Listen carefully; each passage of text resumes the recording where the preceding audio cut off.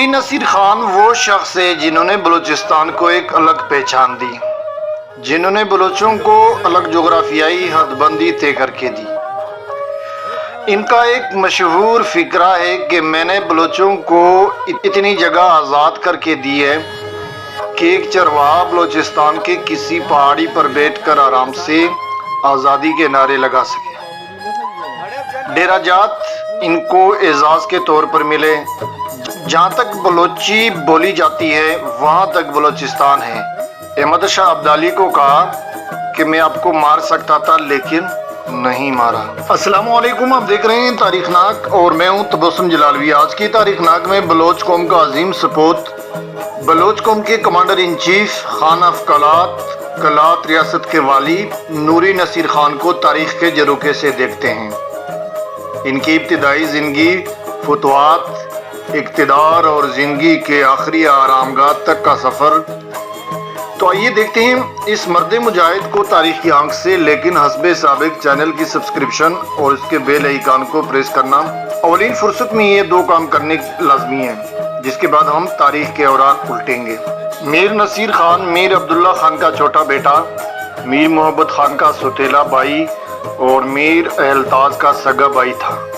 میر عبداللہ خان نے بلوچوں کے لیے جو خدمات سر انجام دی وہ بہت زیادہ ہیں۔ ان میں سے ایک یہ کہ ڈیرہ جات کے علاقے کو بلوچستان میں شامل کرنا ہے، جو بعد میں ان کے بیٹے میر محبت خان کی غلطیوں کی وجہ سے نادر شاہ کے زیر حکومت چلی گئی تھی۔ میر عبداللہ خان کے وفات کے بعد ان کے بڑے بیٹے میر محبت خان خان آف کلات منتخب ہوئے۔ وہ سردار ہوتے ہی اس نے اپنا رویہ قبائلی سرداروں کے ساتھ برابر نہیں رکھا، جبکہ نوری نصیر خان اور اس کے والدہ کو مستونگ بدر کرتے ہیں۔ کچھ عرصہ اس کے کوتاہیوں کو برداشت کرنے کے بعد قبائلی سردار بھی اس سے دل برداشتہ ہو جاتے ہیں اور ان کو گرانے کی تیاریاں زور پکڑ جاتی ہے۔ ایک دن ان کو کلات ہی سے خان کے عہدے سے ہٹا دیا جاتا ہے اور میر اہلتاز خان، جو کہ میر نوری نصیر خان کا بھائی تھا، سگا بھائی تھا، اس کو منتخب کیا جاتا ہے۔ میر محمد خان کے دور میں بلوچ تاریخ تنزلی کی طرف جاتی رہی اور بلوچ جغرافیہ ڈیرہ جات سے محروم ہو گیا۔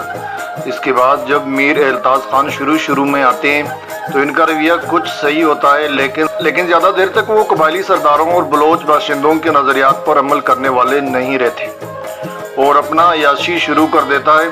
اب بلوچ قبائلی سردار اس سے بھی خان کے عہدے سے ہٹانے پر تیار ہو جاتے ہیں اور نادر شاہ، جو کہ بلوچستان میں اپنے آدمی مقرر کیے ہوتا ہے اور خان آف کلات کے منتخب کرنے میں بھی ان کا ایک بڑا رول ہوتا ہے، وہ میر اہلتاز خان کو بلاتے ہیں، انہیں قید کرتے ہیں۔ ان کی جگہ میر محمد خان کو دوبارہ خان آف کلات منتخب کرتے ہیں۔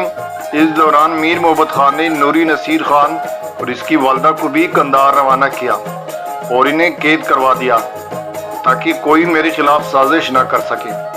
یہ 1736 کا واقعہ ہے۔ اس دوران نوری نصیر خان قید و بند میں رہا اور جب 1747 میں نادر شاہ کو قتل کیا جاتا ہے تو نوری نصیر خان بھی اس موقع سے فائدہ اٹھاتے ہوئے بلوچستان کی طرف چلتے ہیں اور ایک دوست کے ہاتھوں اپنی والدہ کو بھی بلوا لیتے ہیں۔ اب افغانستان میں احمد شاہ ابدالی کی حکومت آ چکی ہوتی ہے اور احمد شاہ ابدالی نوری نصیر خان کے قریبی دوست ہوتے ہیں، جو نادر شاہ کے زمانے میں ایک ساتھ رہ چکے ہوتے ہیں۔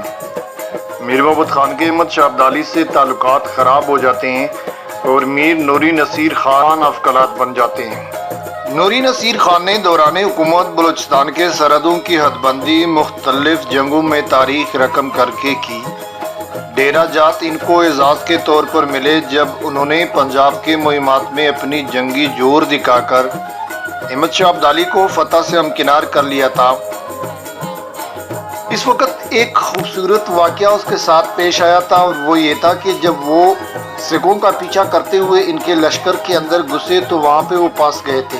تو اس دوران وہ گھوڑے سے گرے تو سکھوں نے اس کا محاصرہ کر لیا، لیکن جب اس کے سر سے پگڑی گرنے لگی اور انہوں نے دیکھا کہ اس کے تو لمبے لمبے بال ہے اور داڑھی ہے، تو انہوں نے اس کو اپنا بندہ سمجھا اور ایک دوسرے کو آواز دی کہ ان کو چھوڑو، یہ ہمارا ہی بندہ ہے، اس کو مت مارنا۔ تو اس طرح وہ بچ نکلے۔ سندھ کے علاقے اس نے اپنے زور بازو سے فتح کر لیے تھے اور ان کو بلوچستان کا حصہ بنایا تھا، جس میں نصیر آباد، جیکب آباد قابل ذکر ہیں۔ سبی، کوئٹہ، جن کو افغانستان اپنی جاگیر سمجھتے تھے، وہ علاقے بھی نوری نصیر خان بلوچستان کے نقشے میں لے آئے، یعنی سندھ سے لے کر مکران، مکران سے لے کر کوہ سلیمان اور کوہ سلیمان سے لے کر ایران تک کا علاقہ بلوچستان بنا۔ اس دوران آپ کہتے ہیں جہاں تک بلوچی بولی جاتی ہیں وہاں تک بلوچستان ہے۔ نوری نصیر خان سے پہلے جتنے بھی خان چلے آ رہے تھے، ان کے حکومت کے دوران بلوچستان کا جو علاقہ تھا وہ باقاعدہ آزاد نہیں تھا، یہ تو کسی نہ کسی طریقے سے ایران کے زیر اثر رہتا تھا یا کسی اور طاقت کے۔ لیکن نوری نصیر خان کے آنے سے 1758 میں افغانستان اور بلوچستان کے درمیان ایک معاہدہ ہوتا ہے، جس معاہدے کو کلات کا نام دیا جاتا ہے، جس کے روح سے بلوچستان کا علاقہ سندھ سے لے کر مکران اور مکران سے لے کر ڈیرہ جات کے علاقے اور افغانستان میں رہنے والے بلوچ آبادی کے علاقے خان کے ماتحت آتے تھے۔ کلات کے معاہدے کی ضرورت کیوں پیش آئی؟ جب نوری نصیر خان خان آف کلات بنتے ہیں تو ان کا مقصد بلوچستان کے سرحدوں کو یکجا کرنا ہوتا ہے، اور وہ اس نیت سے کچ اور پنجگور کے علاقوں پر ٹوٹ پڑتے ہیں جہاں گچک اور بلیدی حکومت کر رہے ہوتے ہیں۔ لیکن کچ سے ایک سردار احمد شاہ سے مدد کی درخواست کرتا ہے۔ اس پر وہ نوری نصیر خان کو کہتا ہے کہ اپنا فوج واپس لے لو اور چلے جائیں۔ اب چونکہ احمد شاہ ابدالی نوری نصیر خان کا دوست بھی تھا اور کلات خان اس کے کہنے پہ تبدیل ہوتے رہتے تھے، اس لیے نوری نصیر خان واپس کلات کی طرف آ گئے۔ لیکن اس معاملے پر افغانستان بلائے جانے پر بھی وہ نہیں گئے، جس پر احمد شاہ ابدالی نے کلات پر قبضے کا مہم شروع کیا اور 2-3 مقامات پر بلوچوں کو شکست دینے کے بعد منگوچر کے مقام سے ہوتے ہوئے کلات پہنچا اور نوری نصیر خان کے فوج سے براہ راست مقابلہ کرنے لگا۔ 40 دن تک جنگ جاری رہی، پھر ان کے درمیان مذاکرات ہوئی۔ جیسا کہ افغانستان کے فوج کو راشن، جنگی سامان اور پنجاب میں ناکامیوں کا سامنا ہو رہا تھا، تو انہوں نے معاملے کو نمٹانے کے لیے معاہدہ کیا تھا۔ ہری پیکٹر لکھتے ہیں کہ ایک دن احمد شاہ ابدالی اپنے کیمپ کے باہر نماز پڑھ رہے تھے کہ سجدہ کر کے اٹھے تھے۔ سجدے والی جگہ پر نوری نصیر خان نے نشانہ باندھا اور ان کو یہ بات بتانا چاہیے کہ میں آپ کو مار سکتا تھا لیکن نہیں مارا۔ سے احمد شاہ ابدالی متاثر ہو کر جنگ بندی کا اعلان کرتا ہے اور کلات کا معاہدہ ہو جاتا ہے۔ کلات معاہدے میں یہ طے ہوا تھا کہ اندرونی معاملات میں کلات آزاد ہوگا، بلوچستان افغانستان کو مشکل کے وقت مدد کرے گا اور اس پر معاوضہ وصول کرے گا۔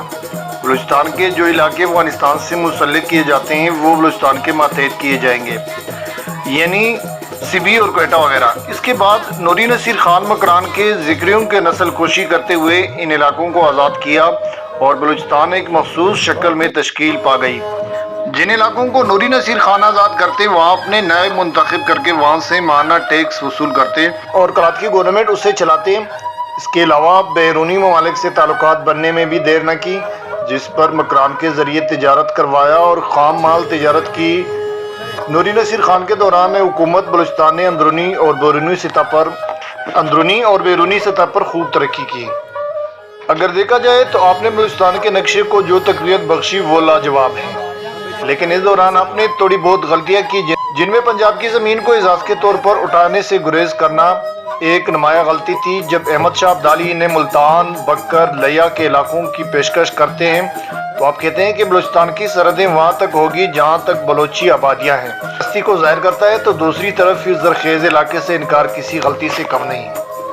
ایک بات یہ کہ آپ نے اپنے دور حکومت میں فتوحات کر کے سرداروں کو خوب مال و دولت سے نوازا، جبکہ بعد میں آنے والے خان ایسا نہ کر سکے اور قبائلی سردار دولت کے عادی ہونے کے باعث برطانیہ کے ہاتھوں جلدی بک گئے تھے۔ ذکریوں کے نسل کشی کے بارے میں لوگ آپ کو کہتے ہیں کہ آپ کٹر مسلمان تھے، حالانکہ یہ غلط ہے، آپ صرف بلوچ قوم کو متحد کرنا چاہتے تھے۔